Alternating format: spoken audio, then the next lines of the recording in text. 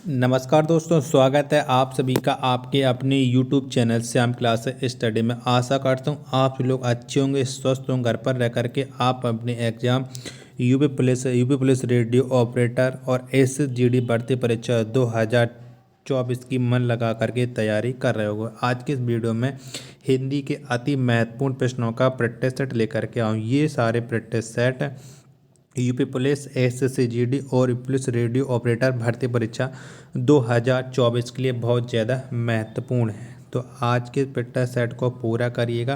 Practice set को पूरा करने के बाद आपको अपना आंसर कमेंट बॉक्स में बताना है कि आपने हमारे इस प्रैक्टिस सेट में कितने प्रश्न सही किए। ये प्रैक्टिस सेट आपको कैसा लगा? क्या मेरा कंटेंट जो मैं आपको कंटेंट प्रोवाइड करा रहा हूँ ये कंटेंट अच्छा नहीं है, जिसके वजह से आप लोग हमारा सपोर्ट नहीं कर रहे हो? तो एक बार कमेंट बॉक्स में अपनी राय ज़रूर बताना। और इस प्रैक्टिस सेट को पूरा करने के बाद इसे आप अपने सभी दोस्तों के पास ज़रूर शेयर करना, जिससे वो भी लोग प्रैक्टिस सेट को लगाएं और उन लोगों को भी अपनी तैयारी का पता लग पाए कि उनकी तैयारी कैसे चल रही है।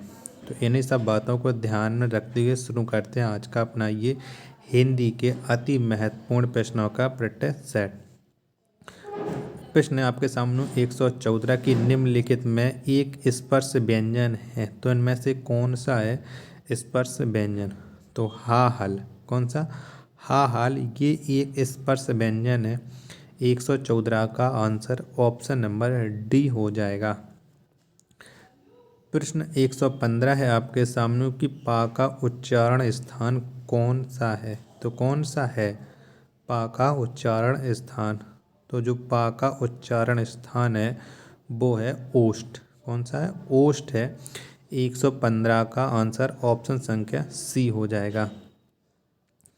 प्रश्न संख्या 116 है आपके सामने कि भारतवर्ष में आप हिंदी को किस वर्ग में रखेंगे?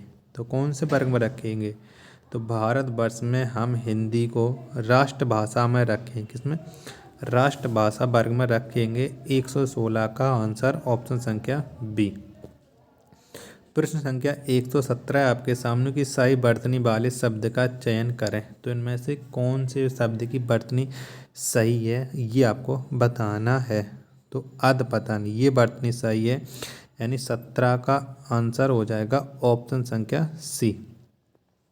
प्रश्न 118 है आपके सामने कि निम्न में से कौन सा शब्द तुर्की भाषा का है? तो इनमें से कौन सा है? तो इनमें से तुर्की भाषा का जो शब्द है वो है कैंची। कौन सा है? कैंची है। 118 का आंसर ऑप्शन नंबर डी हो जाएगा।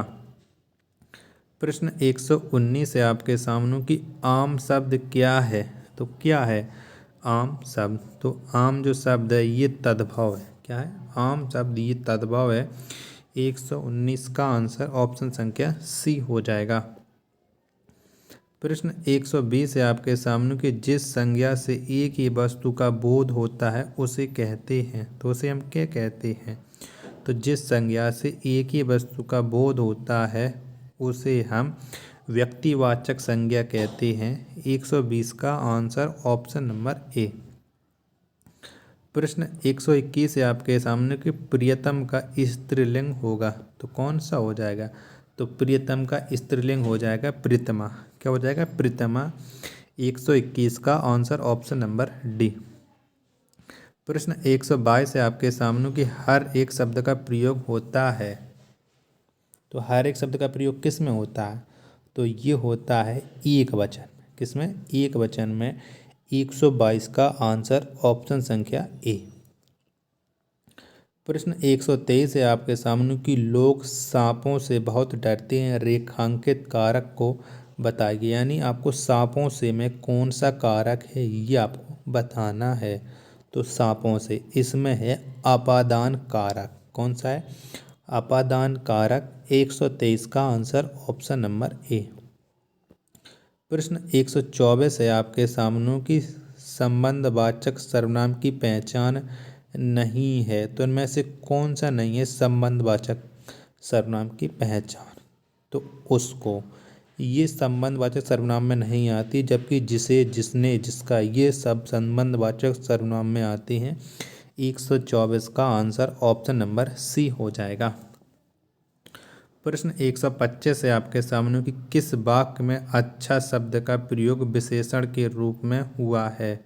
तो किसका हुआ है, तो विशेषण के रूप में हुआ है प्रयोग। यह स्थान बहुत अच्छा है, इसमें हुआ है विशेषण के रूप में अच्छा का प्रयोग, यानी 125 का आंसर ऑप्शन नंबर बी। प्रश्न 126 है आपके सामने कि चिड़िया आकाश में उड़ रही है, इस वाक्य में उड़ रही क्रिया किस प्रकार की है। तो किस प्रकार की है, तो चिड़िया आकाश में उड़ रही है, इसमें जो उड़ रही है ये क्रिया है सकर्मक क्रिया, सॉरी सकर्मक अकर्मक क्रिया है। 126 का आंसर ऑप्शन संख्या सी हो जाएगा। प्रश्न संख्या 127 है आपके सामने की क्रिया होने वाली थी पर किसी कारणवश नहीं हो सकी को कहते हैं। तो उसे हम क्या कहते हैं, तो क्रिया होने वाली थी पर किसी कारणवश नहीं हो सकी, उसे हम हेतु मध्य भूतकाल कहते हैं। 127 का आंसर ऑप्शन नंबर डी। प्रश्न 128 है आपके सामने कि नल बूंद बूंद टपक रहा है वाक्य में रेखांकित है। तो क्या है वाक्य में रेखांकित, यानी ये जो है बूंद बूंद ये है एक क्रिया विशेषण। क्या क्रिया विशेषण, 128 का आंसर ऑप्शन संख्या सी। प्रश्न 129 है आपके सामने कि गाय से नहीं बैठा जाता, ये क्या है, कौन सा वाच्य है इसमें, गाय से नहीं बैठा जाता। तो ये है भाववाच्य, 129 का आंसर ऑप्शन संख्या सी। प्रश्न संख्या 130 है आपके सामने कि परमात्मा किस संधि का उदाहरण है। तो कौन संधि का है, तो परमात्मा ये है दीर्घ संधि का उदाहरण। 130 का आंसर ऑप्शन संख्या सी। प्रश्न 131 है आपके सामने गौशाला शब्द किस समास का उदाहरण है। तो किसका उदाहरण है, तो गौशाला जो शब्द है ये उदाहरण है तत्पुरुष समास का। किसका, तत्पुरुष समास का। 131 का आंसर ऑप्शन संख्या ए हो जाएगा। प्रश्न 132 है आपके सामने कि आपलक में कौन सा उपसर्ग है। तो कौन सा है, तो आपलक में जो उपसर्ग है वो है आ। कौन सा है, आ है। 132 का आंसर ऑप्शन नंबर ए। प्रश्न 133 है आपके सामने कि धुंधला में कौन सा प्रत्यय है। तो कौन सा है, तो धुंधला शब्द में है ला प्रत्यय। कौन सा, ला प्रत्यय है। 133 का आंसर ऑप्शन संख्या ए हो जाएगा। प्रश्न संख्या 134 है आपके सामने कि तत्सम शब्द का चयन कीजिए। तो इनमें से करिएगा कि कौन सा शब्द है जो तत्सम है। तो विवाह है। क्या, विवाह ये एक तत्सम शब्द है। 134 का आंसर ऑप्शन नंबर बी हो जाएगा। प्रश्न 135 है आपके सामने कि निकेतन का पर्यायवाची नहीं है। तो इनमें से कौन सा नहीं है, तो निकेतन का पर्यायवाची विश्राम गृह नहीं है। कौन सा, विश्राम गृह नहीं है। 135 का आंसर ऑप्शन नंबर डी। प्रश्न 136 है आपके सामने कि अपमान का विलोम है। तो कौन सा हो जाएगा, अपमान का विलोम शब्द। तो अपमान का विलोम शब्द होता है सम्मान। 136 का आंसर ऑप्शन नंबर बी। प्रश्न संख्या 137 है आपके सामने कि सही अर्थ बताइए नियत और नियात, इसका सही अर्थ बताइएगा। तो आगे वाला जी नियत है इसका अर्थ होता है निश्चय, जबकि नियत का अर्थ होता है इरादा, यानी निश्चित इरादा। ऑप्शन नंबर बी इसका राइट आंसर हो जाएगा। प्रश्न संख्या 138 है आपके सामने कि अंतेवासी शब्द को स्पष्ट करने वाला वाक्य है। तो कौन सा है, अंतेवासी शब्द को स्पष्ट करने वाला वाक्य, तो ये है गुरु के समीप रहने वाला शिष्य अंतेवासी कहलाता है। 138 का आंसर ऑप्शन संख्या सी। प्रश्न संख्या 139 है आपके सामने कि भुजी भांग ना होना मुहावरा का क्या अर्थ है। तो क्या अर्थ है, भुजी भांग ना होना। तो इस मुहावरे का अर्थ हो जाएगा दरिद्र होना। 139 का आंसर ऑप्शन नंबर बी। प्रश्न 140 है आपके सामने कि कौन सा वाक्य शुद्ध है, तो कौन सा है, तो इसमें बताइएगा। मतलब रागिनी अपने आप चली गई, ये वाक्य शुद्ध है 140 का, ऑप्शन नंबर ए। प्रश्न 141 है आपके सामने कि वह जिंदगी क्या जिंदगी जो सिर्फ पानी सी बही, बताइएगा इसमें अलंकार। वह जिंदगी क्या जिंदगी जो सिर्फ पानी सी बही, तो इसमें अलंकार हो जाएगा उपमा अलंकार। 141 का आंसर ऑप्शन नंबर बी। प्रश्न संख्या 142 है आपके सामने की शोभित कर नवनीत लिए गुटरनी चलत रेणु तनु मंडल मुख दधि लेप किए, इस पंक्ति में कौन सा रस है, तो बताइएगा प्रश्न संख्या 142 में। तो इसमें जो रस हो जाएगा वो हो जाएगा वात्सल्य रस। 142 का आंसर ऑप्शन नंबर डी।